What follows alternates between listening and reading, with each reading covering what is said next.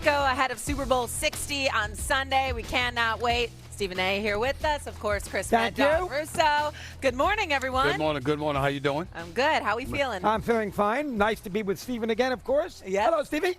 What's going on? These two act like they haven't seen each other in a while. Yeah, he kept me up late last night. Kept me up late. They've been a little quiet.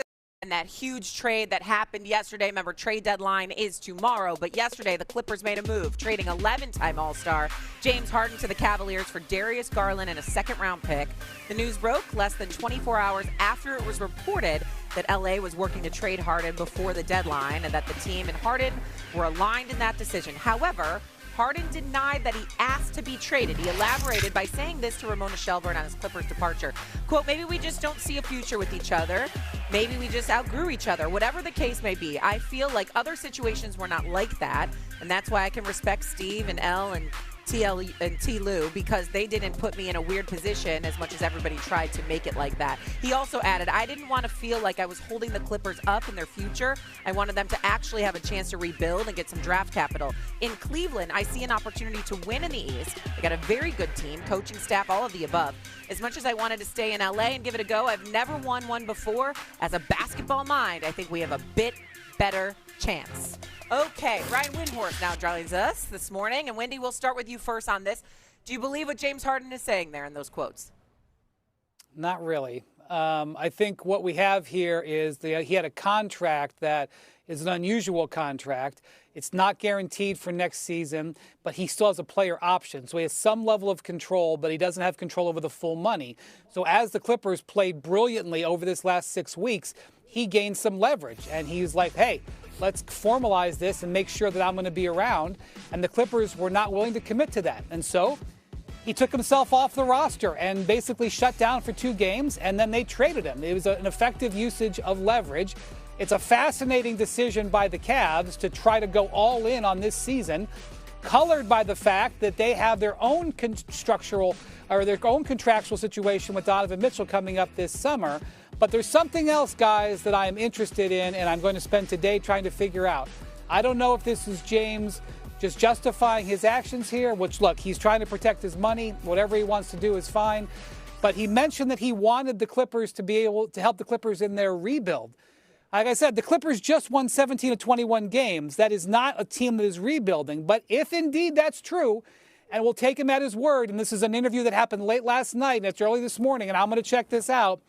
If they're rebuilding and then they're selling other pieces, then the league is going to be calling today asking about various pieces on their team. So we'll see whether that James was being honest or not here very soon. James Harden is an 11-time All-Star, one of the most prolific scorers in the game of basketball, history. And he should be profoundly respected for his abilities on the basketball court. But that doesn't mean he can't spew some BS from time to time. And this is exactly what this is. The man is scheduled to get, like you said, Wendy's got a player option next year on $42 million. $13 million of it is guaranteed. Once again, you signed a bad deal. You signed a deal that didn't guarantee you the kind of money that you wanted guaranteed. Now, he's talking about being all altruistic and everything and looking out for the Clippers. Well, didn't you go to them recently and try to get a contract extension? Did you try to get more money? It was after they said no. And then after they said no, then all of a sudden here you are and you take yourself out of the lineup. Well, why are you being careful with your language right now? Because that's similar to what you did in Houston. It's similar to what you did in Philly. It's similar to what you did in Brooklyn. And you don't want to remind people of that stuff, which I don't blame him. I understand it. Being 36 years of age, averaging 25 a game, being an 11-time All-Star, averaging more points than he's averaged since 2019, 2020, since he's last averaged over the last 6 years or so.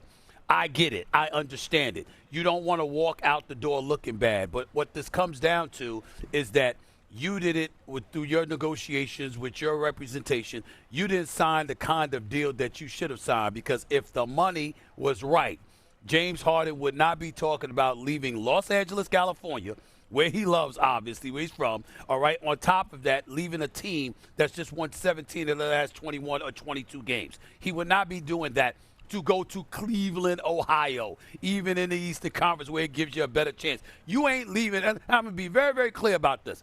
Everybody teases me about location, because they know how I am about warm weather. You're not leaving Los Angeles for Cleveland. No disrespect to the city of Cleveland, the great, phenomenal fan base that they have. You're not leaving Los Angeles for Cleveland, unless you're somebody like LeBron James who left Miami to go back to Cleveland because the legacy, him being from Akron, it was a bit different. If you ain't from Cleveland, if you ain't from Akron, you ain't leaving L.A., which we in the industry call La-La, okay? We love La-La, all right? You ain't leaving that to go to Cleveland, Ohio, okay?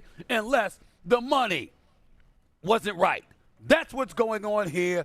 James Harden can say what the hell he wants. I'm not knocking him for it. It ain't a bad decision. I respect where he's coming from. But that don't mean I got to buy his words as if it's gospel and it's rife with veracity. There's a lot of BS up in there. I just don't blame him for the BS he was spewing. I mean, the Clippers have the best record since Christmas. A rebuild? Well, they're probably going to play the Thunder in the first round, so maybe he looks at it from that standpoint. Here's what I would say. Clippers, right. This is bad news for Cleveland, all right? Because he never wins. Say what you want. He didn't win in Houston. He stunk in big games. The Nets, he got hurt. They didn't win there. Philadelphia, you want to go back to Game 7 in Boston a couple years ago? You and I were talking about it last night. He was terrible. Go back to that San Antonio-Houston series where he was 1 for 50 from 3. How about Golden State? We forget that? When he couldn't make a shot in the Golden 4 for 24 last year against the Nuggets in Game 7, he disappeared. So the idea that I want to go win one, you ain't winning one, all right? You're not winning with the Cleveland Cavaliers. You know I'm right. Wendy knows right. You know I'm right. I don't trust the guy in a big game. I don't know that you're right because I believe in Donovan Mitchell. I truly believe in Donovan Mitchell. Don't get me wrong. The Knicks, I give them the edge over Cleveland. I certainly give the Detroit Pistons. I don't know why nobody's not mentioning the number 1 seed in the Eastern Conference, which is the Detroit Pistons. I don't understand that, but Donovan Mitchell being on the court with you, listen, he could get some things done. I ain't sleeping on him.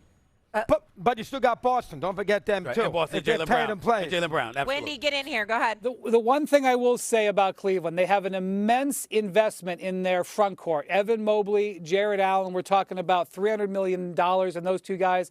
And James Harden's record in big games, Mad Dog, you're right, is suspect at best, terrible at worst. His track record of getting big performances from his big men is there. Joel Embiid won the MVP largely because Harden was helping him out, which he admitted at the time. Okay, I don't know how the relationship ended, but at the time it was true. So part of what the Cavs are believing here is he's going to help get more out of their big men. And frankly, the Cavs are having a very disappointing season. They felt they had to do something, and they are sticking their neck out. But this is a calculated risk. And I will say this: I think it's a good move because let me tell you something right now. I understand him in big games. But you got to get to the big games, and he can certainly help you do that. James Harden is an elite offensive player, and Wendy is absolutely right. Allen and Mobley are going to benefit from him because he's a hell of a point guard. When he focuses on being an assist man and a distributor and a facilitator, not just a scorer, he can get the job done. This is one of the great players in NBA history in terms of regular season and non-big games. It's just that in those Game 7s, 27% shooting from the field, 17% shooting from three-point range over the last 4 games. You're talking about one of the greatest scorers in NBA history that over his last 4 Game 7s is averaging 13.8 points per game. And last year in a Game 7 against Denver in the first round, this is a guy that launches 20 to 25, sometimes 30 shots a game. He shot 2 for 8. I mean, he attempted 8 shots, and that's not the first time in big playoff games where he's taken 8 shots, 11 shots, 9 shots. It's inexplicable because it's almost like, okay, I'm ready to go to Cabo or something, as opposed to playing basketball because we know what he can do when he puts his mind to it because he's that great. That's the question mark about him. But with Donovan Mitchell, with a Mobley, with an Allen and those boys, you may not, once you get to that big game, you got other pieces that could pick up the slack if he doesn't want to. So Harden also gives them a little bit more size, right? Hard to win with 2 guards. Now Darius Garland goes to the Clippers. Big time threat. The reality is, though, adding Harden now moves the Cavs to have the 3rd shortest odds to win the chip, just behind the Thunder and the Nuggets. So say what you want about how he performs in big games. He does improve their chances of winning. I agree. Do you think this was the right move by the Cavs? I understand why the Cavs did it. I mean, the kids, Garland's had all sorts of toe problems. He's played 23 games this year. Last year in the postseason, he was not a factor. He was hurt, so they were compromised in that scenario. Plus Mitchell, before he put him